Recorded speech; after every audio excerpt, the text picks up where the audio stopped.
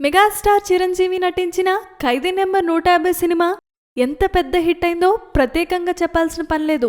ఈ సినిమాలో చిరుతో కలిసి ఒక ఐటెం సాంగ్లో చిందులేసింది లక్ష్మీరాయ్. ఈ ఐటెం బాంబ్ గతంలో కూడా పవర్ స్టార్ పవన్ కళ్యాణ్తో సర్దార్ గబ్బర్ సింగ్లోనూ, బలుపులో రవితేజతో కలిసి ఒక స్పెషల్ సాంగ్లో చేసిన ఈ హాట్ బాంబుకు పెద్దగా గుర్తింపు రాలేదు. కానీ అన్నయ్య చెయ్యి ఇలా పడగానే ఒక్కసారిగా ఈ అమ్మడి రేంజ్ పూర్తిగా మారిపోయింది.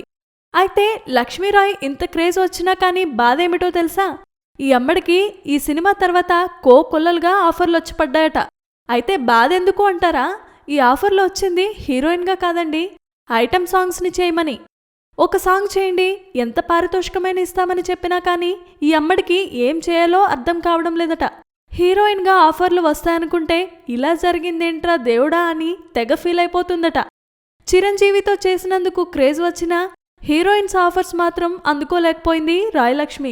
దీంతో ఒక రకంగా చిరంజీవి వల్లే ఇలా అన్ని ఐటెం సాంగ్స్ను చేసే ఛాన్స్లు వస్తున్నాయని తెగ ఫీల్ అయిపోతుందట రత్తాలు.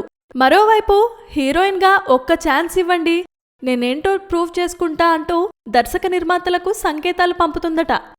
అయినా ఇప్పుడు ఆఫర్స్ లేక ఎంతో మంది అల్లాడుతుంటే ఐటెం సాంగ్స్నైనా చేసుకునే ఛాన్స్ వచ్చినందుకు సంతోషించాలి. కానీ ఇంకా హీరోయిన్ ఛాన్స్ కోసం పాకులాడటం అర్థం లేదనే కామెంట్స్ పడుతున్నాయి. మరి ఈవిడ గారి గ్లామర్ చూసైనా ఎవరైనా కరిగిపోయి మళ్ళీ హీరోయిన్గా తీసుకుంటారేమో చూడాలి. Please subscribe. Hi, it's me Purna. Please subscribe.